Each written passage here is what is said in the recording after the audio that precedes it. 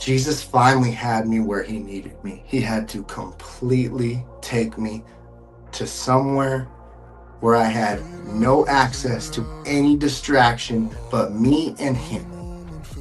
And that's what it took. It was the last straw where he would, because I would beg him and I was like, Jesus, take this. Like, I don't know how to do this. Please take this. If you feel like letting go, you can take control. Grew up in a town outside of Sacramento, born in Sacramento. Grew up in Folsom, California. Um, like the Johnny Cash song, Folsom Prison, right there. Um, I grew up in a good home, bro. I had two loving parents, middle class, blue collar dad, construction, owned his own, framing company. I grew up good, bro. I was loved, I was always just in sports. I was very athletic and I had a blessed upbringing, bro. I did. We weren't rich, but we weren't poor, and I had everything I needed, including love and never neglected. I had a really good father, bro, and a really good mother as well. But that my dad had a good influence on me. But at some point in time, in my early teens, I decided to make my own decisions. Right, had a little bit of a lack of emotional control, uh, and I did sports. I excelled a lot. I excelled in pretty much everything I did. That my dad got me involved in. It was baseball and then it was wrestling and motocross and football and I really excelled in wrestling.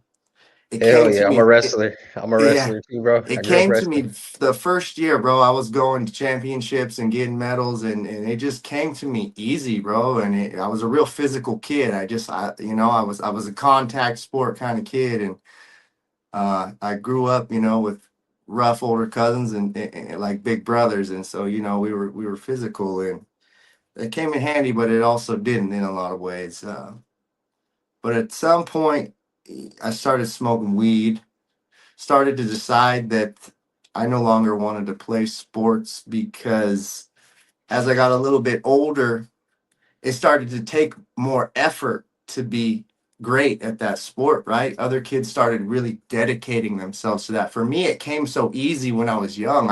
I really didn't have to try that hard to be one of the best. I wasn't the best, but I was one of the best.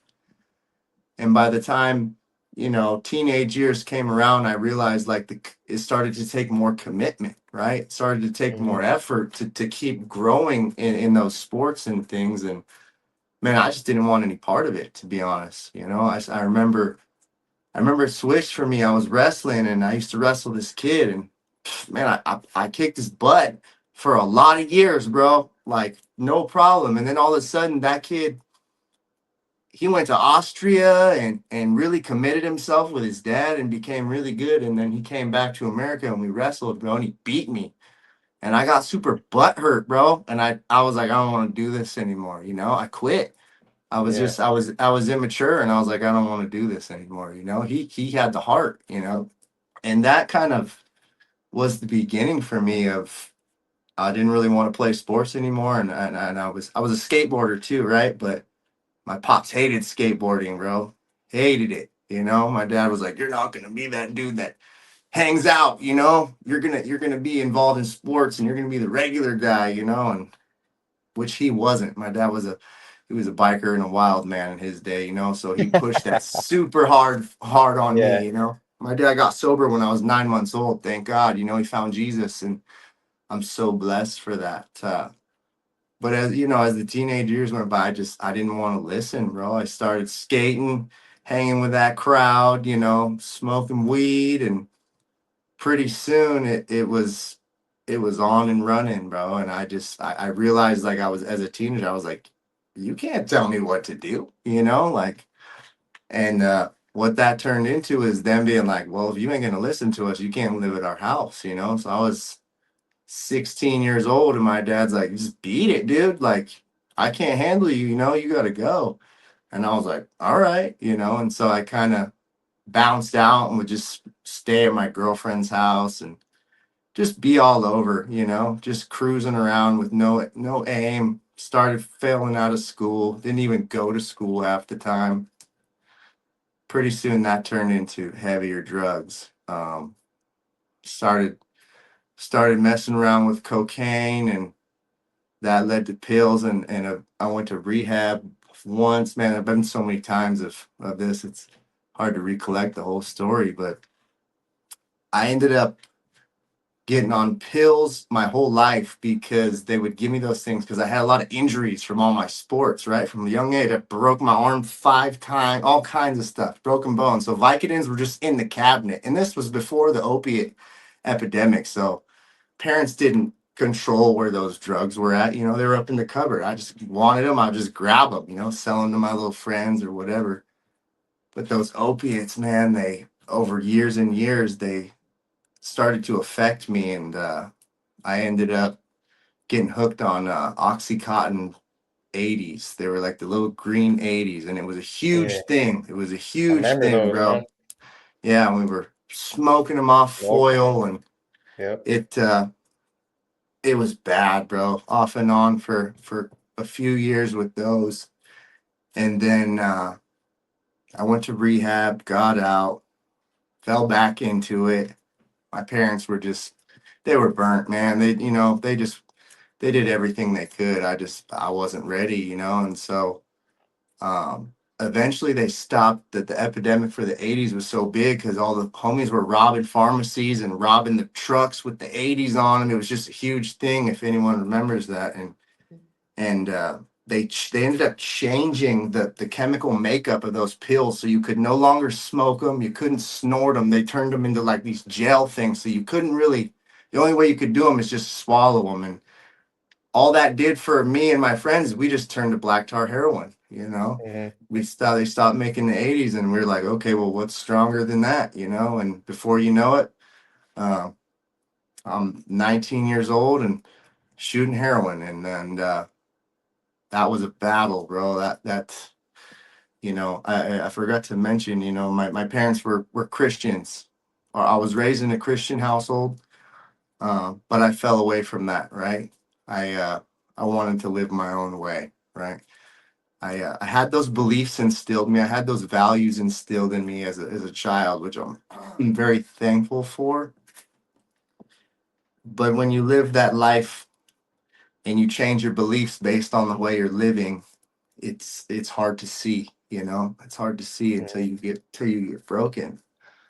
Um, so I battled addiction with heroin for a lot of years, and when I was about 21, I moved up to Lake Tahoe. I was a snowboarder, right? I was heavy into board sports, skateboarding, snowboarding. It became like my life. I loved it. You know, I just wanted to hang out. I wanted to chill with the homies, smoke blunts, and just kick it and snowboard. And I ended up moving to Tahoe after I got out of rehab the last time.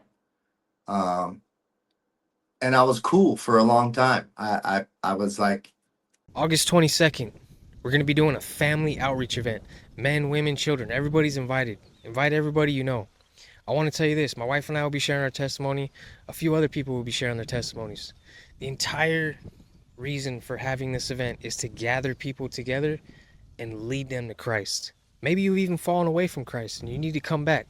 This is for you too, man. We're going to pray for you. Anybody who's fallen away from Christ and you know you need to get back on track, your Heavenly Father is waiting for you with arms wide open like this, ready to embrace you like the prodigal son. He wants you to come back home. But it's going to be a powerful day. We're going to be baptizing people in the water right after they give their life to Christ, if that's what they want to do. And through the power of our testimonies, we're going to be showing people that Christ can change your life and make you a new creation. Our testimonies are the most powerful thing we have to lead someone else to Christ. And that's what we're going to be doing on that day, right? Doesn't matter where you're at, what kind of depression you're going through, what type of addiction you're facing, how bad you wrecked your marriage, how bad you've broken relationships all around you, how down and out you are. God took me from being homeless. He took me from being in and out of prisons, men's homes, juvenile facilities, and he changed my entire life because I made one decision. I decided to surrender, right? So the whole point of this event, we're going to be bringing people together and we're going to help them surrender to Christ, give their life to Christ. It's going to be a really powerful day. And I also want to tell you guys this, man. If you want to come alongside us and help fund this event, we have an active campaign going right now where you can make donations. If you want to partner with us in this mission in leading families to Christ, I'm going to leave the link down below. click the link. If God puts it on your heart to donate something, please do. Even if he doesn't put it on your heart to donate something, pray over this event, invite everybody you know, and you guys stay blessed. I was cool off the heroin for a little while. I ended up getting a job as a park crew guy. So I built snowboard parks up in Lake Tahoe. That was like my job, is we just snowboarded all day and put in rails, built jumps. Like, it was the life. It was the dream for me. It was like I didn't get paid nothing, but I got paid minimum wage to kick it with my homies all day. And And snowboard. yeah, pretty much. It was rad, dude. I really enjoyed those years of my life, but I was wasting them for sure because I was always drunk. I was always high. I might have been off the heroin for a while, but so how it worked in Tahoe is like all the snowboard bums during the winter would work up there. They would live up there during the winter, but then summertime came around and everybody would disperse to the pot farms all over Northern California, right? Everybody would hit Trim Camp, or they'd go to Mendo, they'd go to Humboldt, they'd go to Butte County, wherever there was a weed farm who needed work, and you'd go the summer and get yourself a job on a pot farm. And man, I fell in love with that, bro. That was like, I idolized it. I remember the first time getting invited to go into that world with with the pot farmers, and I like got up there and then we were just like drinking beer all day, learning how to grow plants, riding dirt bikes, shooting guns, just going crazy. You know what I mean? Like, there was the freedom. I was in love with that freedom that I thought, because it was just like the Wild West. It was like grow pounds and do whatever you wanted, and that was like I idolized that life. And so I ended up working hard for this dude, and he invited me back the next season. He's like, dude, I want you to come be my full-time worker on this farm with me, and I'll give you a percentage at the end of the year. And I was like, thanks, this is a dream come true for a 21-year-old kid. I'm like, broke snowboarder kid, and this guy just offered me a job, and I could have made a lot of money at the end of that year, but what had happened is my first year on that farm, we worked super hard all year long. And then it came time for harvest, and we got raided, dude. We got raided by, uh, it was called Bintiff. It was in Butte County up near Orville and Chico, California. And it was called Butte County, Butte, or I forget the name of it, the Narcotics Task Force. And we got raided, bro. And they took me to jail, and they tore down our garden, and they OR'd me after like 8 days. And I was distraught, bro. Like me and the partner were we were bummed out. We had worked so hard, and then I got OR'd out of jail, and I was so sad that they destroyed our plans for the year. They got our plants. We had charges. We all got cultivation charges and state charges. It's pretty much nothing in California. So I thought. That led me into another heroin addiction. I was depressed. I was sad. I was broken because we lost everything we worked for. We were going to court like twice a month forever. So every time I had to go to court, I moved back to Tahoe. I was just doing the snow bum thing. And then we moved um, back and forth for court.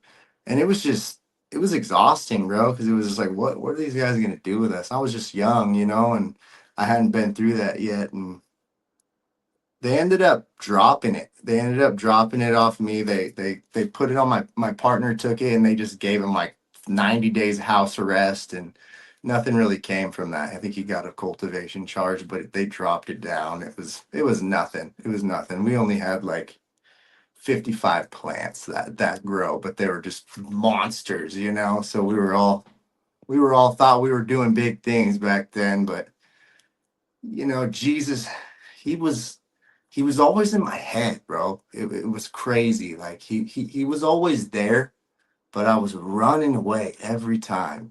All those times he was just with his hands out, like, dude, like, what are you doing, bro? My life was so chaotic, but I just kept like running, like, nope, I'm gonna do it different this time. I'm gonna try it this way. I'm gonna try this solution over here, and nothing ever panned out like I thought it was going to. I never got that big paycheck. I never got 400 pounds. It never worked out, bro. It never worked out. I Scarface. was always scraping by. Half the Yeah. time I'm on dope, just being a bum and like selling pounds, like just to get by, flipping stuff here and here, just nonsense, and um eventually I decided to get clean again. This was in like, I forget, I think so. I got in 2014. So 2016, I had a moment of clarity. At that point, I had been on like like one of my gnarliest tangents for sure. I was hooked super hard on Xanax bars and doing black tar, and I was running from like county to county up to Oregon, like with people that I shouldn't have been, robbing people for weed. Like there was months in my life where I don't even know what happened. I had insurance companies calling my phone like, "Oh, you were in Santa Cruz and you crashed your car into this person and we need to get money from you." And I was like, "I wasn't even in Santa Cruz. What are you talking about? I don't even remember that." You know what I mean? And it's pretty scary, bro. I'm like, think about it now. I'm like, there was a lot that I have no idea what I did or could have done, and I was blessed by a God that I made it through. All of the countless times, bro, just I can just count so many instances where it was just like, yep, I know that was God. I used to say like, I don't know how I made it. I don't know how I made it. No, no, I know how I made it, and it was because Jesus had a bigger purpose in my life, and now I can see that. Amen. Um, Dude, it's just so clear, it's so clear. And I ran from him for so long. He never left, bro. He's just sitting there with his hands out, like, Mikey, come on, homie. Like, are you done yet? Are you done, dude?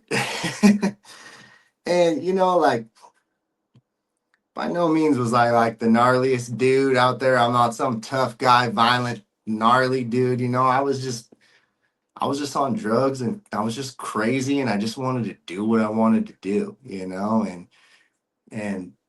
I was gnarly on levels of like everything just had to get taken to the limit. You know what I mean? Like the pain had to be taken to the limit. Everything. It's like, there's those kinds of people who get one DUI and then they're like, oh my gosh, and they change their life and they're sober for the rest of their lives. And then there's dudes like me that get like 15 DUIs and I crash my car into a building and burn the whole building down, and I possibly burn some other neighborhood down, or that's kind of my story. It takes a little bit more for me to learn for some important reason. Um, but after I decided to quit, I had just been broken, man. Like a couple of my friends passed away, and this is right before fentanyl came out. Right before fentanyl started coming out, God took me out. I was like, I talked to him, and this was really before I gave my life to him, but I knew he was real. And I knew he was there because I was raised in it and I saw who Jesus was through people enough times in my life to know that it was real. I just was running from it, right? I was running from that truth because I was selfish. I was living a way that caused so much shame in my heart that the only way at that time for me to lose that shame was just to keep acting up, just to keep staying in that cycle, right? I didn't realize what forgiveness was. I didn't realize what salvation could be. And it really took a toll on me, bro. Mentally, my family had just been through the ringer. They pretty much just wrote me off.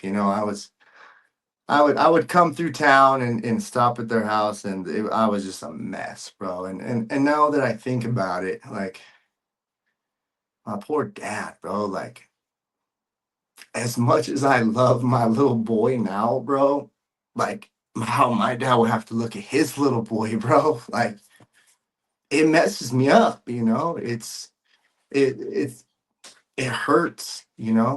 And I pray that I can break this cycle so that my little boy doesn't. But I trust Jesus now, you know. I trust Jesus that whatever does come, even if it's hard, even if it's gnarly, I trust that I love him, and his promise to me for loving him is that all things are for our good, right?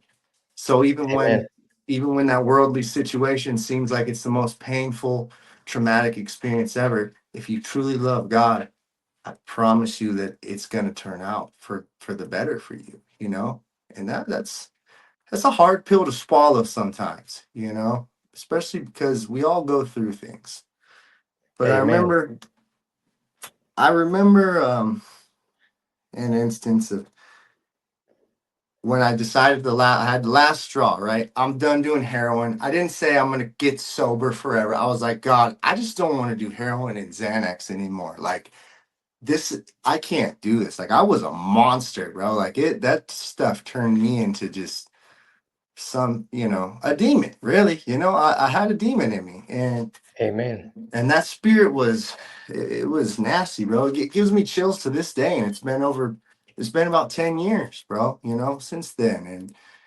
And I went back to Tahoe, and my cousin had his girlfriend, and she was going to Hawaii for a month. And she had this little studio over in Kings Beach, California. It's on the shore in North Lake Tahoe. And she's like, Mikey, like, just stay at my apartment and don't leave for a month, bro.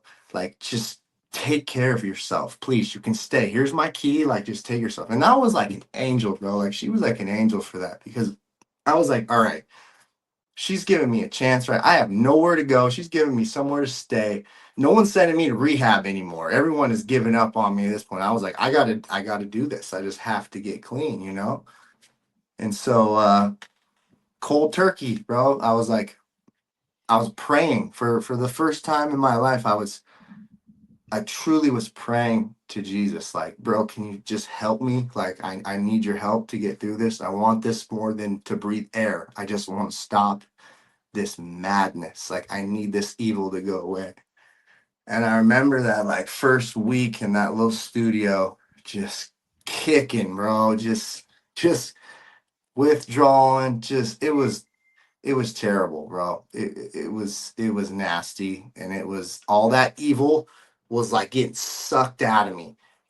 But I didn't want to do it so bad that I was willing to go through that, and I ended up doing it that whole month. I got clean, and with God's help, I was praying to him. I hadn't like given my life to him or anything by then, but I just knew that I needed his help.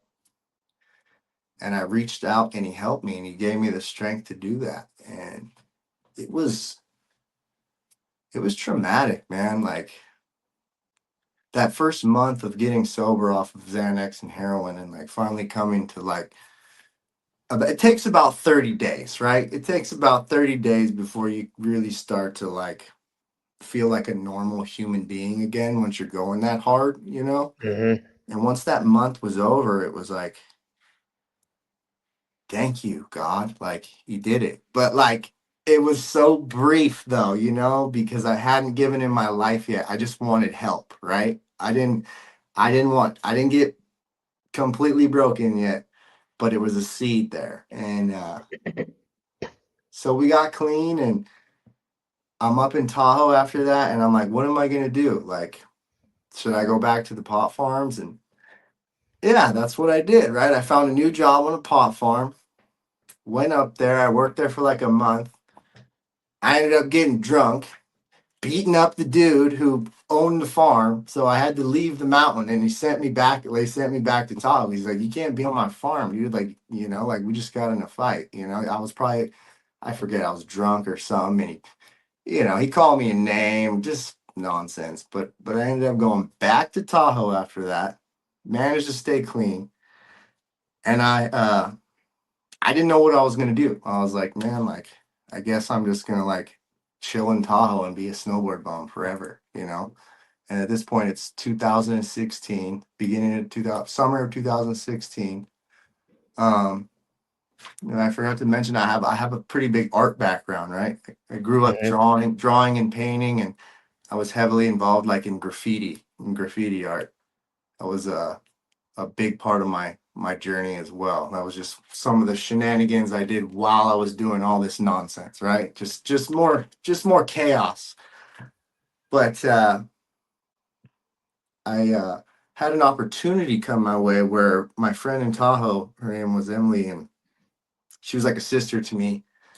And she's like, Mikey, the local tattoo shop posted a thing on Facebook and they need someone as a shop guy. And I was like, heck no, like, I don't want to go pour out trash cans. Like, I'm good, you know? She's like, dude, like, just go in there and talk to them, you know?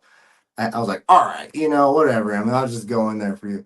Anyways, I went in there and they hired me, and I pushed it right from the beginning. I was like, I had done some scratcher tattoos, is what you call them, like homemade tattoos before that, but I never like committed myself to being like, yeah, I want to do tattoos. I was just like on drugs, I was like, yeah, I got a tattoo machine I've got from somebody, and uh, but I got that job, and it was a door open for me, and I pushed on him. I'm like, hey, I want to learn to tattoo. I want to learn to tattoo. And he didn't take me seriously at first because I was just some long haired hippie white boy coming in off the, pop farms looking for a job. And he's like, I just need you to empty trash cans and do all this weak work in here. And I'm like, cool, dude, I'll do it. I need a job. And before you know it, like it got really busy in there and he was the only tattooer. And he's like, all right, dude, you want a tattoo? He's like, call one of your friends up. You're going to do a tattoo today. And I'm like, all right, awesome. I got like 100 friends who just want to get tattooed for free for sure. Call it my buddy. And he ended up having me do like a traditional tattoo, like traditional Sailor Jerry flash, just to test me out, just to see what's up. And I busted it out, and he looked at me and he was like, you want to do this for real? And I was like, yeah, man, like I want to learn this. And he's like, if I take you in as my apprentice, like, do you want to be a good tattooer? Like, do you really, this is a commitment. And that was the first time in my life, bro, that I committed to something. Like, truly was like, yeah, like, this is what I want to do. And then when times get hard, like, you don't get to quit. Like, that's Yeah. what a commitment is. Everything else in my life was like, when it got real hard, I was like, on to the next thing, right? Got too hard. Now I'm going to try something new. Well, I remember like I was still partying a lot at this point, right? I wasn't doing heroin, but I was getting drunk all the time. I was holding my job. I'd show up hungover every day, and I'm supposed to be drawing. I'm supposed to be doing all these things, to prepare myself for what I'm about to get into. And I remember coming into work one day, and I'm hungover, and I'm like sitting there at the table with my head down. And his name was Russell, bro, and he's a super good dude. Russell did 10 years in state prison as well. So he's a no BS kind of dude. And he looked at me and he's like, Mike, he's like, you look like a victim, bro. He's like, do you even want to be good at this, dog? Like, why do I got you in here? And I looked at him, bro, and something in my heart changed, bro. I was like, damn, dude, like, I don't want to be looked at like that. I was like, I don't want to be looked at like a victim or like I'm just a loser. And from that point on, I started taking tattooing seriously. And I was like, you know what? This is most important right now. And so I dedicated myself to it. I was still messing around. I was still drinking. I was still doing the thing, but I kind of prioritized the opportunity that I had, and I took advantage of that. And I ended up getting pretty good at it, like pretty quickly, because he just threw me in with the wolves. He was like, if you're gonna do this, you're gonna do this. And pretty soon walk-ins were coming in, and he's like, you're doing these tattoos, and like you don't, Russell, if you've seen the dude, you don't say no, bro. You just handle business. You know what I mean? I didn't have time to be like, "Ooh, no, it was cool, man. Do your best. That's it. And it ended up working out in my favor, and I got pretty good because of that. He was hard on me. He threw me in with the wolves. He didn't tiptoe around. He was like, this is what you're gonna do, bro. If you're gonna commit, you're gonna learn the right way. And so from that point on, I did pretty well. Except I still lived a life full of sin and selfish behavior. I think about it now, and man, I wasted so many years, like trying to trying to fulfill that void in my heart, And like today, I got that void is filled, bro, and his name is Jesus, and he's the only thing I want to obey. Hmm. Um, so more years after that, I ended up moving away from Tahoe. After a couple of years of that tattoo apprentice, moved down to Placerville, got an opportunity to work at a shop down here.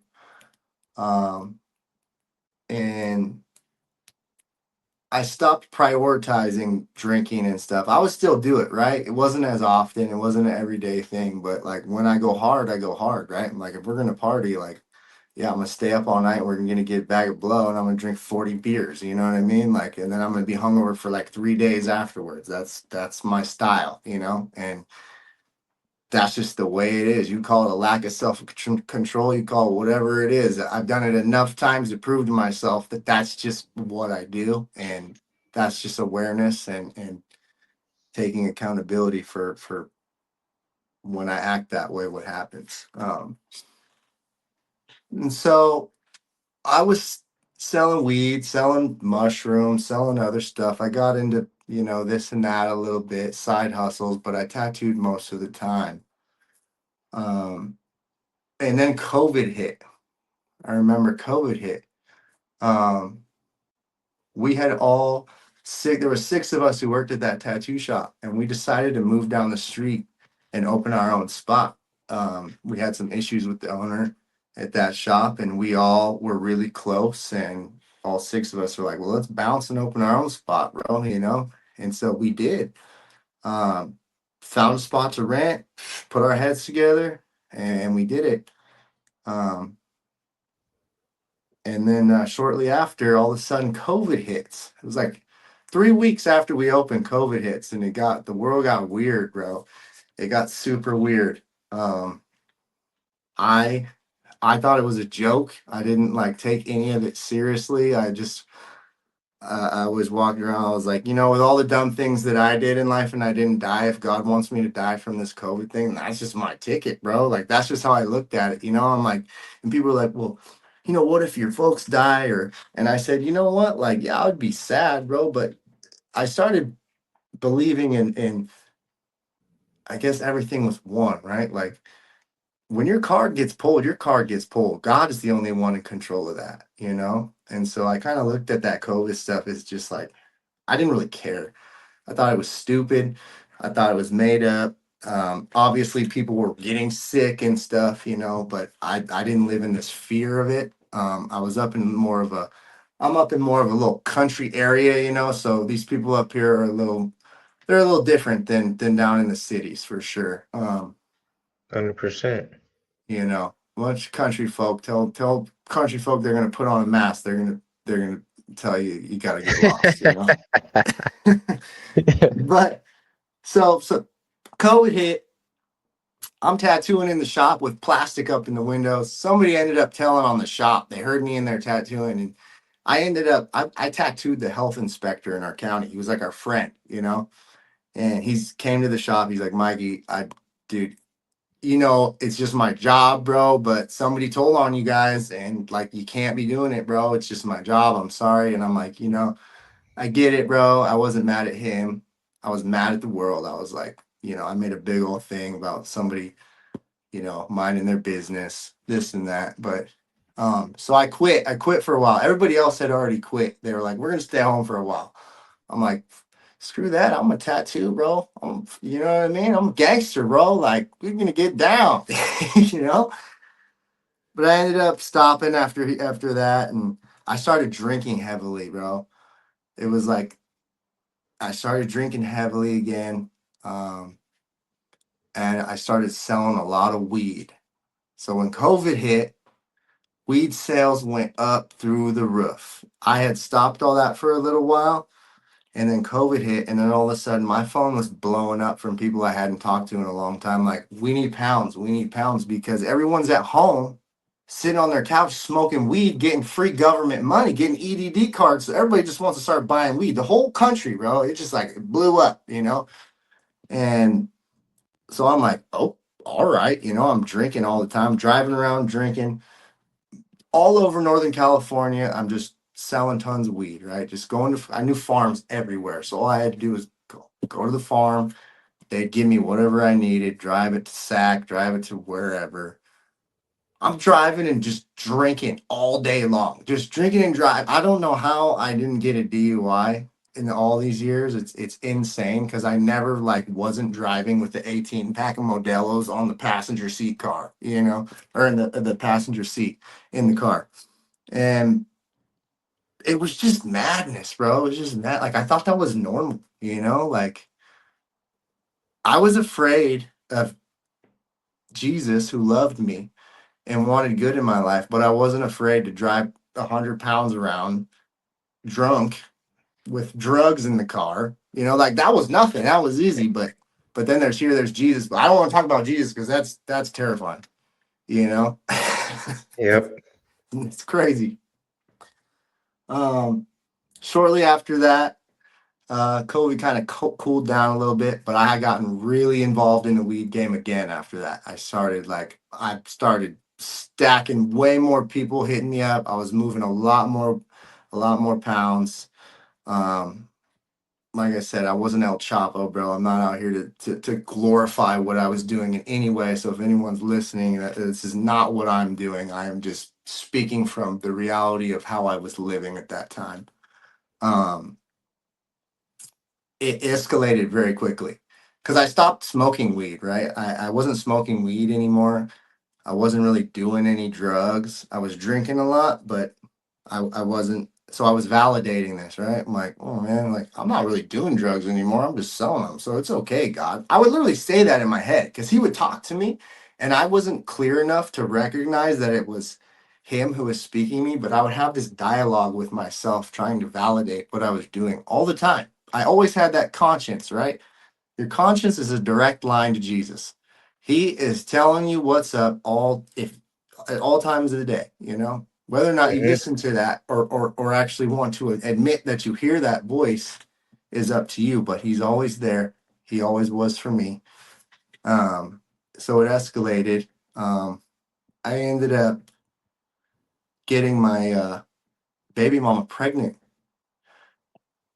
and we were going through like a really rough time at this point. It was really rough because I was drinking a lot. I wasn't at home ever. I'm up on weed farms. I would disappear for like 2 weeks at a time.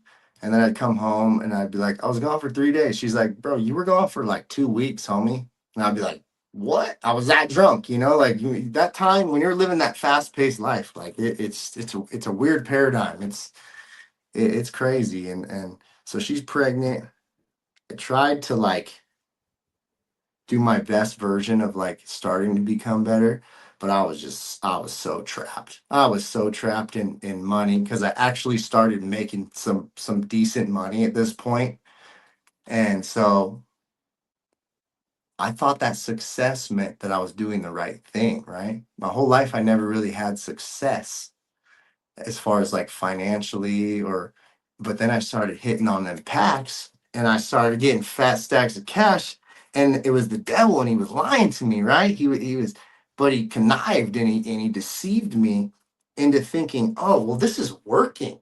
Like, if this wasn't working, that means God doesn't want me to. But now this is deceived, right? Because I was making all this money, felt like I was successful, felt like I was doing something. um I was also a serial cheater. I was addicted to women. I was addicted to attention from women. I was addicted to everything that you could be addicted to, but I chased that too. Um, Instagram really wasn't good for that for me. For any of you that have struggled with that, I don't say this in arrogance, but if you're not an ugly dude and you're not a creep, it was a game that I won all the time. You know, I always won in the game of attention with women. It was one of those things where I would get a dopamine hit, right? Got some attention from a girl. It was on to the next. So I did some really shady stuff, and I was cheating on her while she was pregnant. She found out. She ended up having a miscarriage, bro, and it was like really gnarly. And we were about to hop on a plane back from New York, and it was awful, bro. He had to go to the hospital. We missed the flight. She had to get an emergency DNC. It was terrible. It was such a bad experience. And I think about that, and like I think about the state that I was in. And I don't know if that was like a punishment for the way I was acting, the impurity that I was with that. Because at that time it felt like it was. It felt like that was a punishment. It felt like God was like, I'm not giving you this child, you know? And so I had this like built up hurt from that. And after that had happened, it was quite a mess. I was still just all I wanted to do was sell weed because I'm trapped in the game and I couldn't stop because once you get momentum going, it's like all I cared about was phone calls. Oh, I gotta go. See you later. Gone for 2 days, come back. Um, we ended up mending it, me and my son's mother. We mended it after the miscarriage. And I come home one day shortly after, and she's like, I'm pregnant again. And I was like, all right, well, we're going for it. You know what I mean? And from that moment on, I was like, you know what? I'm going to do this differently. Like, I'm going to be better. Like, I felt like I was finally getting awakened a little bit to starting to want to be better, but I wasn't there yet. Um, I did my best while she was pregnant to I didn't drink, I wasn't partying, I wasn't cheating on her, but I was just selling tons of weed, right? I was just hitting her with all this money and all these things and making our life easy financially. So it seemed like I was doing the right thing and she was all happy and this and that because she could do whatever she wanted to do and she didn't have to work. She was chilling, most of the time. Um, and then my son was born. Uh November 1st, 2021. And it changed my life, dude. Changed my life for sure. That was the point in time where I remember holding him, bro. Like, and for any of you parents, you already know, you already know once you hold that pure little, oh man, it was powerful. It was powerful. And I wanted to be the best that I could for that little boy, I did. I really wanted that in my heart, but I didn't know how, right? I didn't know how yet. I maybe I did know how, but I wasn't willing to go to Jesus, right? That was the last resort for me. I don't know why. I wanted to do it my way, right? My way because of the life that I was living. And so I would shun those thoughts to the back of my head and I would white knuckle it. I stopped doing drugs. I stopped drinking completely. And so for that first year of his life, I did okay. I just sold drugs, right? That's all I did. I took care of my wife. I was like, you know what? I'm gonna take care of her. I'm gonna be a good dad. I'm gonna do this, but I'm making all this money and I'm still living in this lie, right? But this lie's okay because look how I'm living over here, right? So I'm like, God, it's good, right? I don't do drugs anymore. I'm just selling them. And if anyone's gonna make the money, it might as well be me, right? I would just have these crazy conversations with myself about this, these validating experiences. And man, that weighed me down. Like thinking about it now, like how every single day I had to just kind of just reason with myself over and over again of like why this is okay when I knew it wasn't okay. You know, I remember having I had ended up during that time I got a property and I rented this spot from this kid and I took over his spot and I hired a guy to run the whole farm and we had tons of plants and I'm up there watching over everything and I'm looking at these weed plants and I was thinking about my son and I'm like, is this what you want to give your little boy? Like, like really? Like you want to teach him how to grow dope? Like, do you really think that is why I brought that little boy to this earth? And it started to eat at me, bro. I was like, crap, dude. Like, I wasn't saying that in nicer words, but you know, it started hitting me. Things started coming together, and I started to feel this purpose in myself of like, you got to figure this out, bro. Like, you gotta align yourself with what you're truly feeling for this little boy. It is not about you anymore.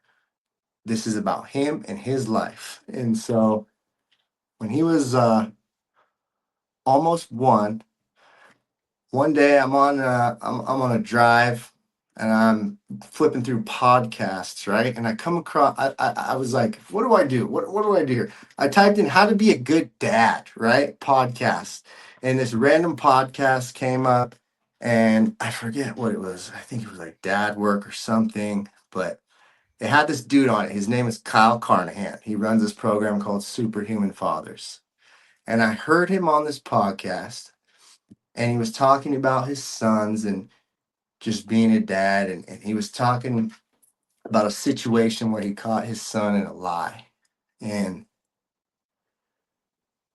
I don't remember exactly how it went, but his response to his son in a lie, and you know, he said like, I caught my son in a lie and I asked and I just told him I loved him, bro. Like I just told him I loved him and I hugged him and I held him, you know?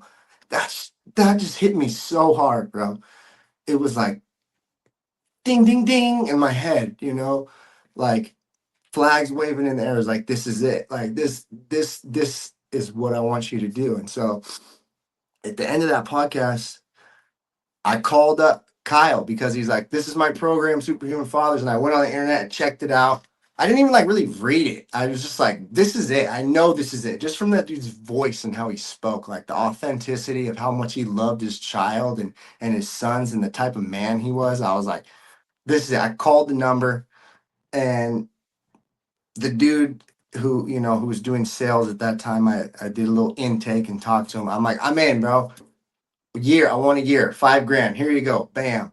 Kyle hits me up and he sends me a little like FaceTime message on the phone. And he's like, welcome, brother. Like I'm really glad you want to be a part of this. And that was the beginning of the last layer of like that onion coming off of me. I'm still not aligned though. I'm still selling like large quantities of weed, but I knew that I wanted to change myself for that little boy. So I entered this program. I had no idea what I was about to get into, right? Like I saw dudes that were like shredded on there. I was never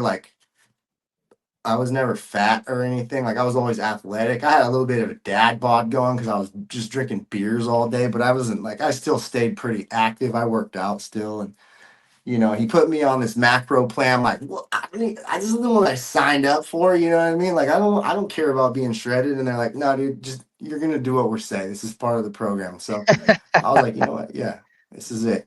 Started hitting my macros, starting to hit these workouts, getting on Zoom calls, and really getting active in the brotherhood of what that program was. And it changed my life, dude. It changed my life to surround myself with these types of men. I had never been around this type of people. I was always around drug dealers. I was always around pot growers. I was always around snowboarders and dudes who wanted to do blow and you know what I mean? That crowd. And now all of a sudden I'm around like all kinds of men who are on this growth path.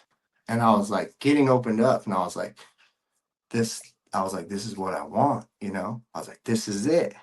But I was still such a baby at it. Excuse me. And so after like 45 days, it didn't take me long. I got like shredded like super quick because I only had like 15 pounds of body fat to lose. And underneath, I was pretty athletic. So like I got shredded and all of a sudden, like I started feeling like confidence and feeling better about myself. But I started idolizing it. I started idolizing the image. I started idolizing the performance, right? It was a performance is what it was. I thought it was deeper. I wanted to get deeper, but I wasn't. I was still immature in my brain and my faith. I was claiming I was part of Superhuman Fathers, but I was still lying to my brothers in there. I was still lying about what I did for a living. You know, I said, oh, I would tell them on Zoom calls, oh yeah, I'm in the, I'm in the legal weed business. I wasn't in the legal weed business. I was just selling packs across the country and all over. But that's how I validated it. And so stayed in that program for 6 months. It was really good for me. I started changing a lot of things, but like you said, I was just kind of idolizing performance.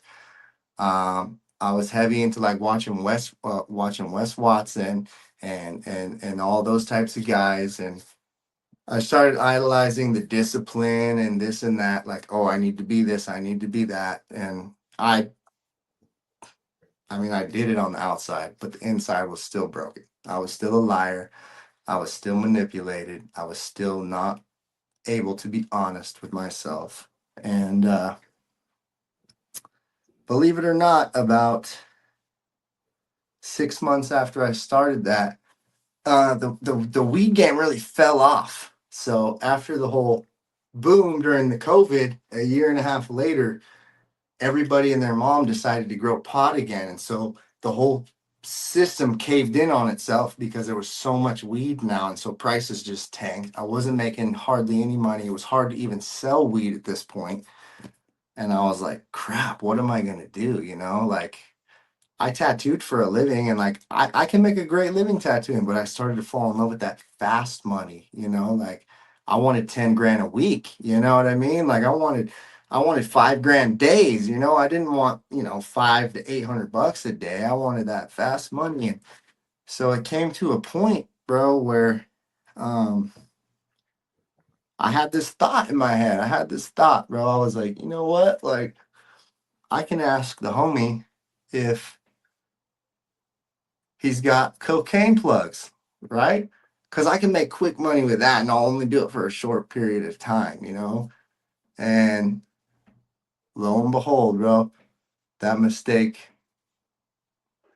changed my life. So I decided, I hit him up, ended up working out. I ended up buying a kilo.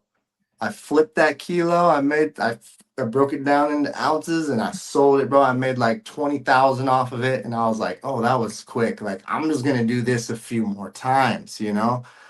And told my baby mama knew what was going on. She was just like, whatever, dude, like just be careful. And I'm like, yeah, I'm good, you know what I mean? Like, didn't think anything of it. Well, little did I know that I had been under investigation by the FBI and the DEA for like a whole year now. I had no idea. And I made that decision, sold a kilo, went and got another one, got rid of some ounces, and this kid called me on my burner phone and I had a tap on my phone and I had a conversation that I shouldn't have been talking out loud of. And they got it all recorded. And so they knew not only was I selling weed, because they were investigating me for weed. And 3 days later, I used to go to the gym at 4 a.m., right? I got home at like 7 a.m. and I'm sitting on the couch. And my baby mama and my son were asleep in the bed. I'm in the living room. I just sat down, just got home from the gym. I'm kind of just drank my protein shake. I'm just kind of chilling. It's like cloudy out. All of a sudden, my dog jumps up and he alerts. And I'm like, what's going on? And then all of a sudden, I look through the blinds and I see doof, doof, doof, doof, like dudes running by. And I'm like, oh my gosh. Like, I was like, the sheriffs are here. They're raiding me. Little did I know, it wasn't the sheriff, bro. It was the DEA. And they raided my house, tore everything apart, found everything. Um, and I remember sitting on that couch. I was being very respectful to him. I got a little baby here, and it was chaos, bro. When those guys come in and your little baby's asleep and he gets woken up by ARs and your baby mama's freaking out, like bro, it's chaos, dude. I wish that upon no one, bro. That feeling was just, oh, it was just torturous. And I'm sitting on the couch after they're ripping my house apart. next to my baby mama, and my little boy, he's just kind of running around the living room. I'm handcuffed on the couch that one of the US Marshals is just standing there watching me, making sure I'm not doing anything. They knew I was being chill. I'm like, look, bro, I got my kid here, like I ain't doing nothing shady. And my little boy, he was only, he was only how old was he? He was only 1.5. And he's running around and I'm handcuffed on the couch, and he's running around. And he's like, dad, dad, dad, dad, and he could play with me. And I was like, oh my God. Like right then and there, it just hit me so hard. I'm like, what did you do, bro? What did you do? You ruined it, bro. Like I just remember that desperate feeling. And they ended up, you know, taking me back in one of our bedrooms and trying to question me. And I just, I said, bro, this ain't what time it is. And he's pretty much was like, well, I'm beating a dead horse, aren't I? So he took me to jail, and they took our cars, they took everything, and I went to Sac County, and they booked me in on federal charges. Um, and I remember being in Sac County and just I had never been away from my little boy since he'd been born, and I was just thinking about it in there, and it was just torturing me, bro. It was just like I couldn't I couldn't believe it. I was like, dude, I was like, you really had to do this. Like God gave me the option. He gave me that why, right? But I was so clouded by that greed, man. That devil, he came in so hard at me, and I failed, bro. I let him deceive me, and I made that decision, and man, that one hurt. So I ended up doing 8 days in Sac County and then going to my hearing. Um, we owned my house. It was in my dad's name, luckily, because they were trying to take the house. Um, Luckily, my dad was in his name. So we put the house up. They got me bonded out. So they bonded me out after 8 days, and I got out, and it was crazy because I think 30 days before the raid, um, when I was selling that blow, I hadn't been doing drugs or drinking at all. But one night I decided to get into it. And I came home after drinking all night long. I went out to sell some of it, came home blown out of my mind, high as a kite at like 2 in the morning. And I woke up and I stayed up all night. And then I came to it the next day. And again, my little boy, he wanted to play with me. And I was so hungover, and I was just just a pile from being high all night and just blown out. I couldn't even play with him because I was so just peeled back. And that was the decision right there. I was like, you know what? I'm never ever doing this again, God. I'm never gonna get drunk again. I'm never gonna do drugs again. And he said, all right, bro, this is where the opposition comes, right? He said, okay, bro. And then 30 days later, the feds came, kicked my door in, you know? And I had been sober. I was like, that's it. And Man, it just changed my life, bro. And I got out of county jail. I was broken, bro. I was broken because I knew I was going to prison. I knew I was going to prison, dog. And my baby mama, she she begged me, bro. She begged me. And God he gave me an option here, bro. He gave me an option. And this is my truth, bro. And God has told me to speak my truth no matter the consequence. And this shit, it killed me. It killed me forever, The feds, they wanted me to talk, right? They wanted me to talk. And I was like, yeah, right, bro, never. And they're like, all right, well, you're going to get 14 years. And God was like, you're going to do that to that little boy? You're going to do that to that little boy who you love? I didn't care about me, bro. This was about that little boy. And this is hard, bro. My baby mama begged me. She's like, bro, like, You have a little boy who needs you in his life. 14 years, homie? Are you kidding me? Because of your choices to live in a life that hates you, an evil, wicked life that hates you. And so they gave me an option, bro. And what I had to do, I had to give up some people, bro. And you know what? I did it. And that's my truth, bro. And I did it for that little boy. I didn't do it for me. I did it for that little boy. And as hard as that first, I wanted to kill myself for this, right? I lived a certain type of way for a long time, bro. But Jesus spoke to me and he said, "No, bro." He said, "No, you ain't doing this. You ain't doing this, bro."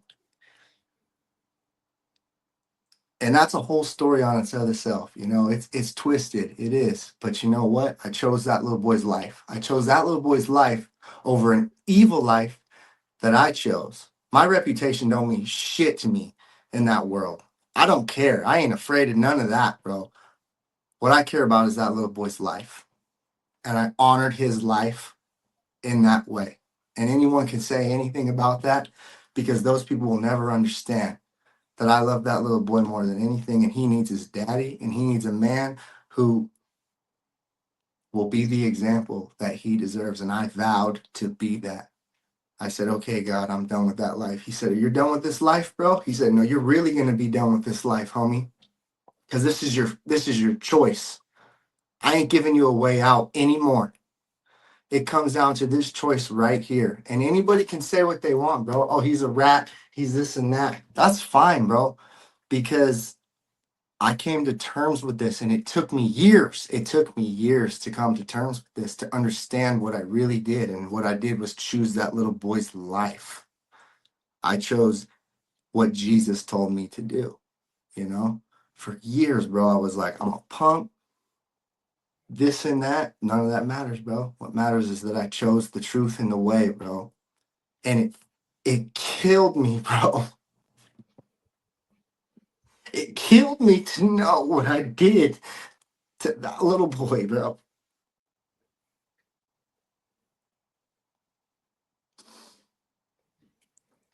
I don't care about what happens to me. I fear nothing. I just want to make sure that that little boy is taken care of, and he is the Amen. example of a Christ following father. That is the best thing that I could ever do for that little boy's life, is show him a father that loves Jesus as our Amen. savior and what he did for us. I've never told anyone that on a live stream before, but I promised Jesus that I would tell the truth regardless of the consequences in my life. And that's my truth. And I own that because the truth is the way, man. So another year went by. I stayed sober on pretrial. I decided that I wanted to become a coach myself. I decided that what I had gone through in life, I felt like I had something to give to men. Kyle inspired me to do that, but I wasn't ready. I jumped into it. I started getting physical transformations with a few people. I was helping people, right? But I was tortured, bro. Pretrial is something that it's something that I wish on no one. That pressure is just, I don't know, it is terrible. I stayed sober, and that's about it. About 7 months into that, me and my baby mama, we tried to keep it together. We tried to work out, but we weren't meant to be together, bro. I realized once I found Jesus, she wasn't a Jesus follower, and that relationship got severed in a really like gnarly way, but it was supposed to happen. And so she ended up finding out that I cheated on her again because the pressure got to me on pretrial. It got to me. I started chasing women again. I started chasing chicks on Instagram, man. I had my shirt off. I had a six pack on Instagram. It was really easy for me to get attention. I ain't gonna lie. And I used it to my advantage because I lost everything else. I lost every other game, right? So I had to find something to give me dopamine to make me feel better about myself. And I was just getting attention from women. And it was just another just pointless, shallow, just wicked thing of the devil. And I ended up leaving the prison. It was a hard thing. They gave me 49 months. Um, and I ended up leaving the prison.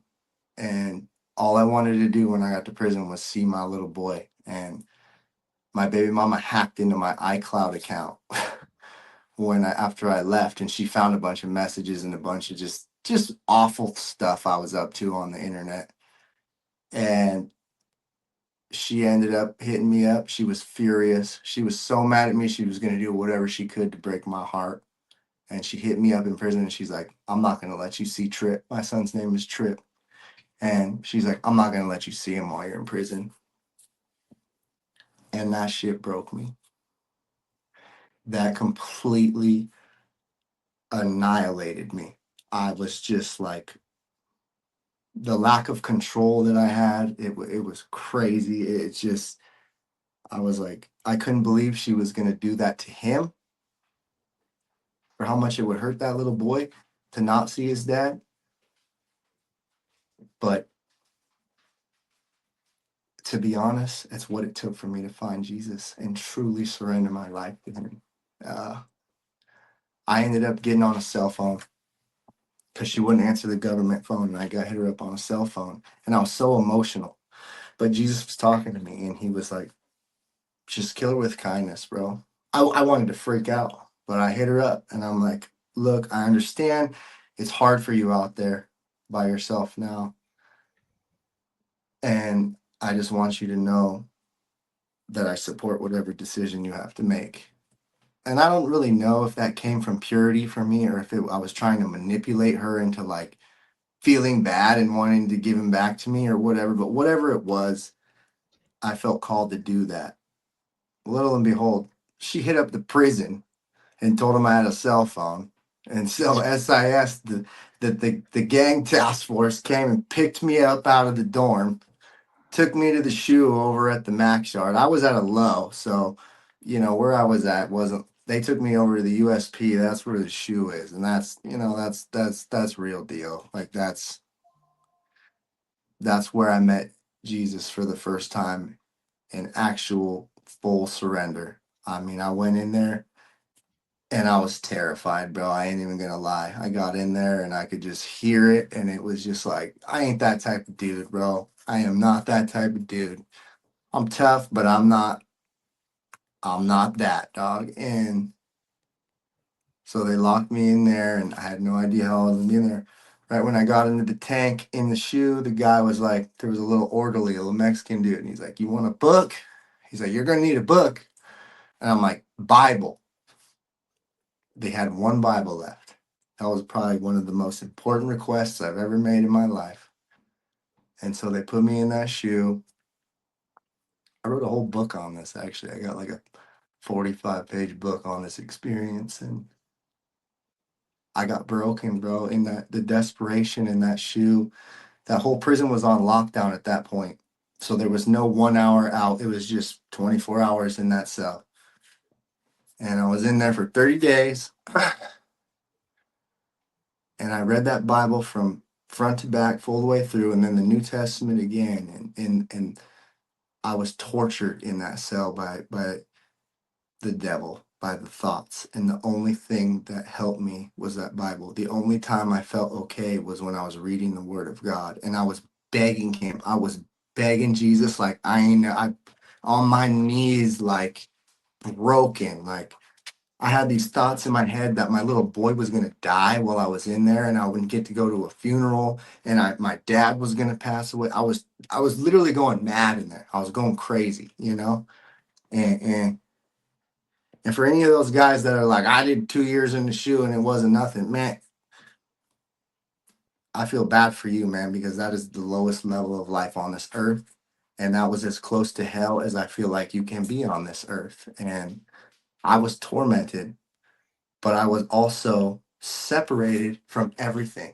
Jesus finally had me where he needed me. He had to completely take me to somewhere where I had no access to any distraction but me and him. And that's what it took.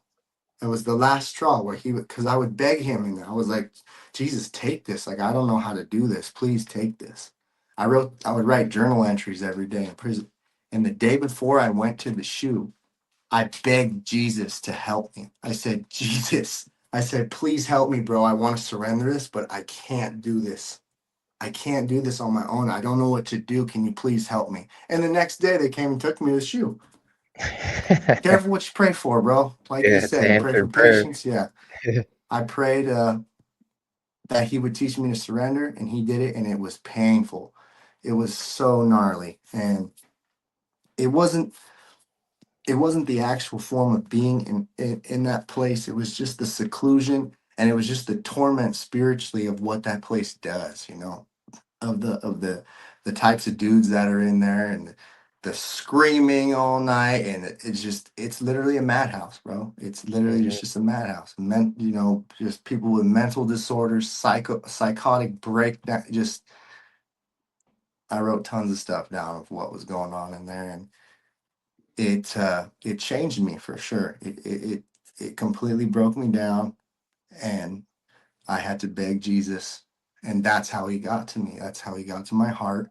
That's how he said, "This is how you surrender, bro. This is how you surrender, and it's gonna take everything you got." And he did it, man. He did it, and I had to give up everything in there, I had to tell him, I said, okay, Lord, like, since I can't do this with my son, I trust you with him out there. I know you're going to take care of him. I know he's going to be okay. I had my girl, I was like, I hadn't talked to my girl in like 3 months because we were on lockdown before that. A bunch of stuff happened. And I was like, she's going to leave me, bro. I was like, she's going to leave me. This was my new girl, by the way. Um, but I got word like a few days before I got out of the shoe. They give you one phone call a month in there. They haul this little phone, like a pay phone, down on a cord down the hallways. And they're like, you want the call? Most dudes in there ain't getting calls. Most of them dudes are lifers, you know what I mean? They ain't got nobody to call up in there. But they came to my window and they're like, you're getting a call tomorrow. You want it? I'm like, yeah. And I talked to God and I talked to Jesus and I prayed and I was like, Jesus, I was like, that woman, I don't deserve her, like I don't deserve her, but I want to spend the rest of my life with her.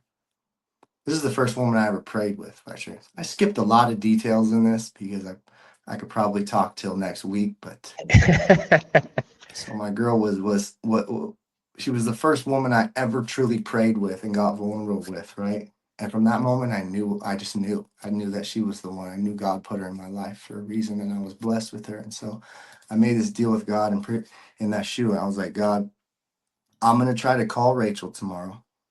And I'm like, if you don't want me to be with this woman, I'm gonna let it go. It's okay. You can have whatever you want, Lord. Anything that you think isn't suited for my life anymore, I surrender it all to you. My son, my dad, everything. You can have it. I just want to do what you need me to do. He broke me like that, bro. Like it was like I had the fear of God in me. I was like, I can't. I'm good, bro. That's it. And I got that phone and I called her. And I was like, God, if she answers, then I know you want me to be with her, and I'm going to give her everything for the rest of my life, and I'm going to commit myself to her. And I called her, and she answered, and she was just so worried because when you go to the shoe, they don't call your relatives and let them know that you're in the shoe. Like you're just gone off the face of the earth. You know what I mean? Like it's where the big boys go. And she had no idea. She's calling the prison. Where is he? Because I would call her every day from the payphone, and they wouldn't answer. They just say, yeah, he's here, but nothing, And she's like, she's what I put her and my parents through while I was in there. Oh boy, it's a lot. So I got that phone call through to her, and she answered, and she was just so happy to hear from me, and like it released so much for us, and I got word from the CO that they were gonna let me out pretty soon, and I said I'll be all right, Now that I talk to you, like I'm so much better, I'm just sitting here with Jesus right now, like it's just me and him, and I don't expect you to even understand this right now. I don't even expect many people to understand that level of brokenness that he put through me, but it was so real. It was the realest thing that I'd ever been through. Every line of event that happened to lead me to that moment, it was nothing but God, you know, and I'm grateful for it, you know. I'm grateful for it. I'm grateful for all the experiences that led me to that, because it's exactly what it took for my hard head to become soft and to be able to accept him and his love and for who he truly was. You know, I remember when I was in there praying to him and I'm holding that Bible and I'm just like, God, thank you for this double-edged sword right now, because that's literally what it was. That Bible was my weapon in there. And when that torturous thoughts would start swirling through my head, and I'm hearing this dude next to me in the cell having a psychotic breakdown, and I'm starting to lose it because I'm just like, dude, I can't. You ain't getting out, bro. You know, you ain't getting out. You don't get to knock on the door and say, okay, I had enough now. You know what I'm saying? It's no, it's a real deal. Dudes is doing life like that. And so I ended up getting out of the shoe, and I just kept going through just cycles, bro. Cycles in prison every day. After that, I really was open to Jesus, to his purpose in my life. And I said, okay, I follow you. I said, I follow your directives now. My life is truly yours, Jesus. And my heart changed. My heart changed from then on. That's when I really repented. That's when I really truly let Jesus transform my heart. That's when I had forgiveness. That's when I started to forgive my baby mama for taking my son from me. That's when everything started to change. My behavior, my thought process started to change. And that was only my first 7 months in prison, you know. I ended up doing 24 months. I got to do about half my sentence because of FSA and all these new federal things going on. But so for the next year and a half after that, every day was just tests of faith in Jesus. And he just built me up, and he just broke me down, build me up. And then I'd make mistakes. And then I started to understand nothing that I did was going to make him love me. It took me a long time to comprehend that. I came out of the shoe kind of high on this experience. And for a minute, I thought, like, okay, I have to do all these things now. I have to do all these things to be a good Christian, right? I had to earn it, right? Nope, that was completely not it. And so over time, with all these experiences and doing these things for Jesus, and just because he loves me and for what he did for me, it took me quite some time to understand grace and that gift that he gave me. You know, for all of you out there that are in that place of like not truly understanding what grace is or why, it's just because he loves us. It's because we're his creation. He loves us so much. His blood was shed so that every single mistake that you make, that I make, I'm talking the worst of the worst makes, you know? It was hard for me to understand, like, Jesus even loves child molesters, bro. And somebody told me that in prison. There was a guy who told me that, and it took me a long time to wrap my head around that. But it's true, as much as I want to fight that sometimes, right? Because I have this programming in my mind. But Jesus loves everyone the same, and everyone can be forgiven. And I thought about all that, my whole life of just chaos and nonsense and just sin, and he died for all of that. And I'm clean because of that, because I believed in that. I believe in what he did for me. And it created a new person. It created a new man in me. I don't think like a criminal anymore. I started walking around. I walk around with the Bible. You walk around with the Bible in prison, like, you kind of get some weird looks sometimes, you know?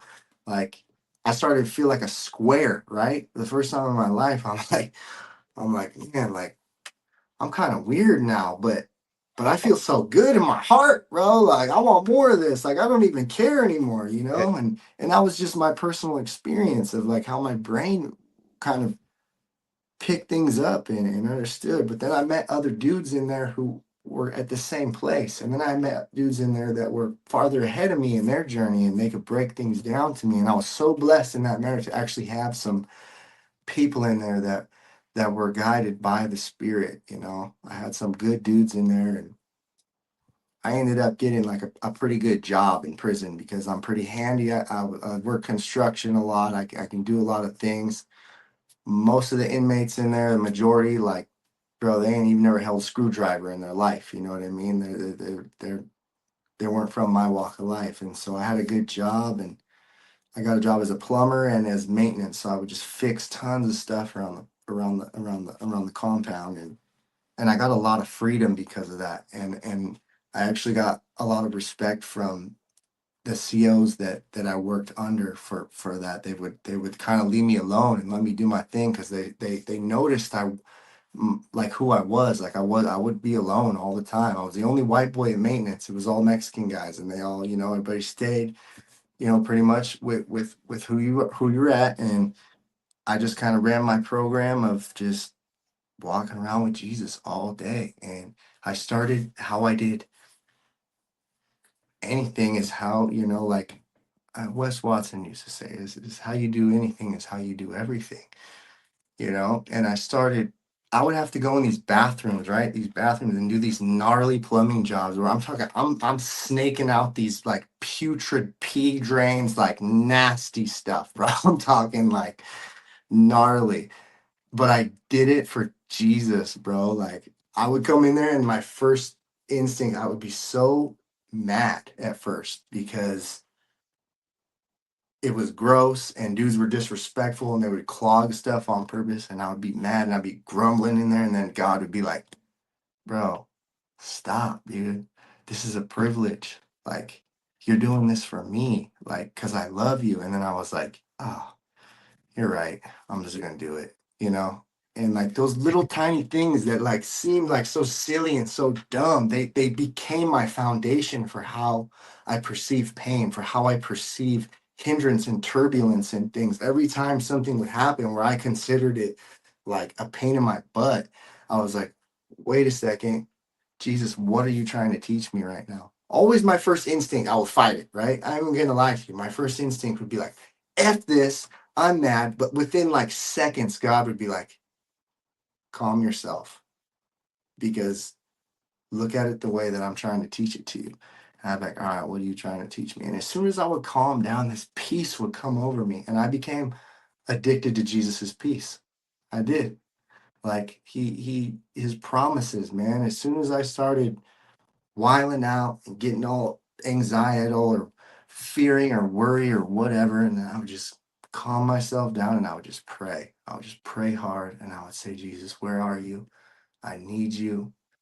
I would just like walk away and go somewhere and hit my knees. You know what I mean? Like in the back corner where no one could see me. And I'll just get on my knees and I'd throw my hands up. And I'd be like, all right, Jesus, like this feeling, this tension in my heart, I know that that's not a fruit of the spirit. So I need you to come through and I need you to show me. Because if it's not love, peace, patience, kindness, gentleness, goodness, and self control, like it's not you. And he's lying to me and he's trying to keep me oppressed. And I don't want to put up with that. I need you, Lord. And so just ended up doing 2 years like that. And over, over that span, I became a new creation. I truly am a new man now. And I've proven that since I got home, since I got home into the free world, and then I've been blessed with getting my son back in my life. Like I'm I'm I'm a new man and it feels amazing, bro. What Jesus has truly done for me. I I'm so grateful, bro. Like I'm so grateful for all those hard times and those battles that I went through because it molded me into faith in the truth. And there's nothing more real than Jesus, man.